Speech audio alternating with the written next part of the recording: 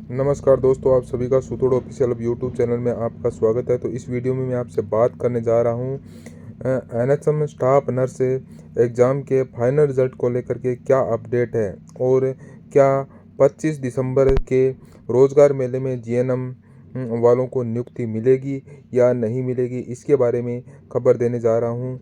Video पसंद आए तो वीडियो को लाइक कीजिए, चैनल ज़रूर सब्सक्राइब कीजिए, क्योंकि आपको इस यूट्यूब चैनल पर इसी तरह एनएचएम के अन्य कैडर के भी जुड़ी कोई भी अपडेट आएगी वह आपको इस यूट्यूब चैनल के माध्यम से बता दिया जाएगा।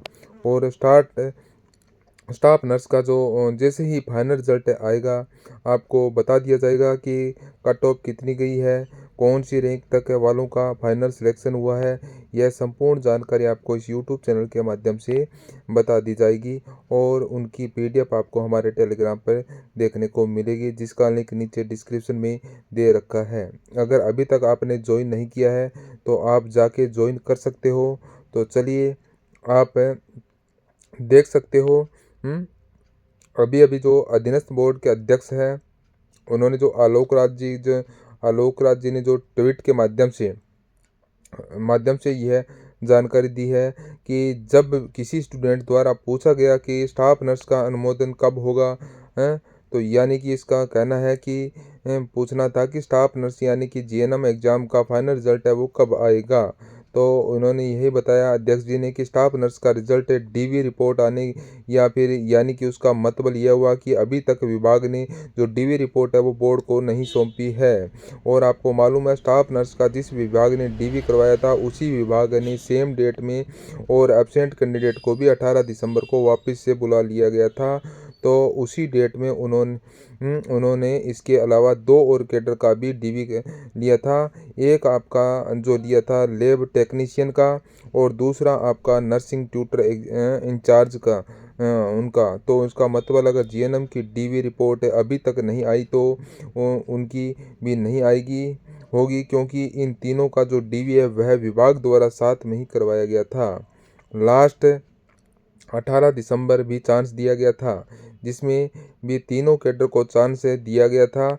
तो इसका मतलब यह हुआ कि अभी लैब टेक्नीशियन का भी रिपोर्ट शायद ही आई होगी बोर्ड के पास, और नर्सिंग ट्यूटर इंचार्ज वालों को भी डीवी रिपोर्ट शायद ही बोर्ड के पास आई होगी। और जब तक बोर्ड के पास डीवी रिपोर्ट नहीं आ जाती उससे पहले बोर्ड फाइनल रिजल्ट नहीं निकालता है, क्योंकि पहले विभाग डीवी रिपोर्ट कंप्लीट बोर्ड को सौंपेगा और उसके बाद में बोर्ड उसमें एक गुना कैंडिडेटों को फाइनल सिलेक्शन के लिए कैटेगरी वाइज पदों में हिसाब से रिजल्ट तैयार करेगा और फिर वह जारी करेगा। तो आप देख सकते हो तो यहाँ पर आज आपकी दिनांक है जो 23 तारीख है और 25 दिसंबर को रोज़गार मेला है और अब तक फाइनल रिजल्ट भी नहीं आया है। तो इससे मुझे नहीं लगता कि आपको जो 25 दिसंबर का रोज़गार मेला है उसमें जीएनएम वालों का स्टाफ नर्स वालों को नियुक्ति दी जाएगी, क्योंकि आपको मैंने पहले ही कहा था कि चिकित्सा विभाग में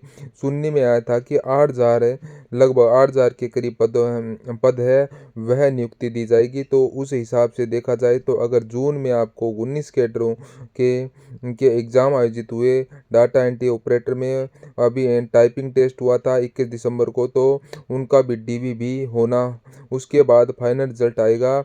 बायोमेडिकल में कोई भी कैंडिडेट पास नहीं हुआ। इन दोनों कैडर को छोड़कर पीछे 17 कैडरों की बात करें तो इसमें भी लगभग आपके 13,000 के करीब पद है। तो जबकि शून्य में आया था 8,000 के करीब पदों पर नियुक्ति दी जाएगी। तो उस हिसाब से यही लग रहा है कि जीएनएम वालों को शायद ही मिले।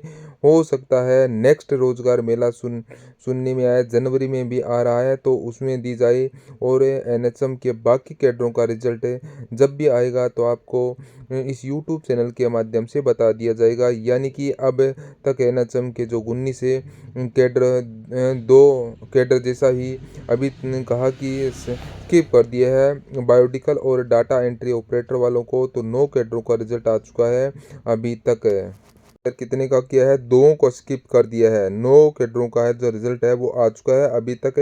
इन 3 कैडरों के रिजल्ट भी यही रिपोर्ट है रिपोर्ट है कि डीवी रिपोर्ट अभी तक बोर्ड को नहीं सौंपी गई, यानी कि 14 तो कैडर यह हो गए। अब पीछे बचे 5 कैडर को 5 कैडर कैडरों को लेकर फाइनल रिजल्ट को लेकर जैसे ही अपडेट आएगी तो आपको इस यूट्यूब चैनल के माध्यम से बता दिया जाएगा।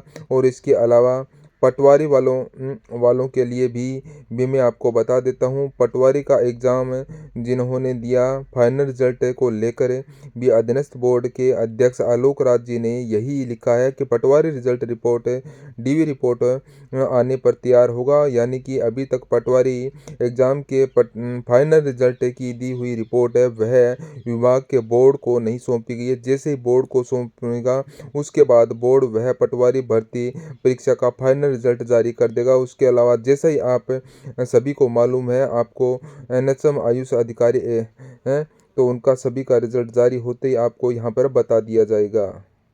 अब हम बात करते हैं कि आपका फाइनल सिलेक्शन होगा या नहीं होगा, ये आपको कैसे चेक करना है। तो उसके लिए प्री डीवी के रिज़ल्ट में आप अपनी रैंक देख लीजिएगा और उसमें यह आप चेक कर लीजिएगा कि कैटेगरी में जितने पद है क्या आपकी रैंक उतने पदों के अंदर है, तब तो आपका फाइनल सिलेक्शन हो जाएगा। अन्यथा कहना मुश्किल है।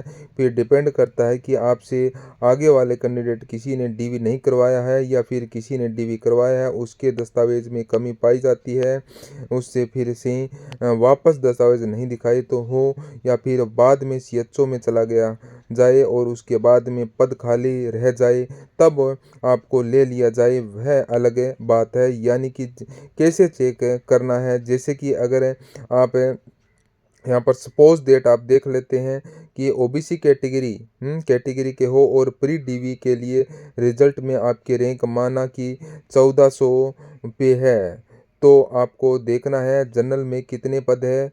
माना कि सपोज डेट एग्जाम्पल के थ्रू जनरल में मैंने मान लिया कि आपके 900 पद है। सपोज डेट कुछ भी माने समझने का तरीका एक है। 1400 ओबीसी में आपकी रैंक है, जनरल में 900, इसका मतलब 1 से 900 वाले जनरल से सिलेक्ट हो रहे हैं। आपका सिलेक्शन जनरल से तो नहीं होगा। अब आपको अपनी कैटेगरी में चेक करना है और ओबीसी में आपका हो रहा है नहीं हो रहा है, तो आप 900 के बाद से ओबीसी कैटेगरी के अंदर आपको काउंट करना 1400 तक। जब आपका यहाँ पर अकाउंट करोगे तो आपको पता चलेगा कि आपका ओबीसी के अंदर आपको 250 रैंक है और ओबीसी में माना कि 700 पद है, तो इसका मतलब है जितने पद है उतने पदों के अंदर रैंक आपकी, इसका मतलब आपका फाइनल सिलेक्शन हो जाएगा। तो कुछ इस तरह से आप चेक कर सकते हैं कि आपका जब फाइनल रिजल्ट आएगा तो उसमें फाइनल सिलेक्शन होगा या नहीं होगा। बाकी वीडियो पसंद आए तो वीडियो को लाइक कीजिए, चैनल ज़रूर सब्सक्राइब कीजिए। कोई भी डाउट है तो नीचे कमेंट बॉक्स में पूछिए। इसके अलावा अगर किसी भी प्रकार का कोई डाउट है तो हमें ज़रूर पूछें।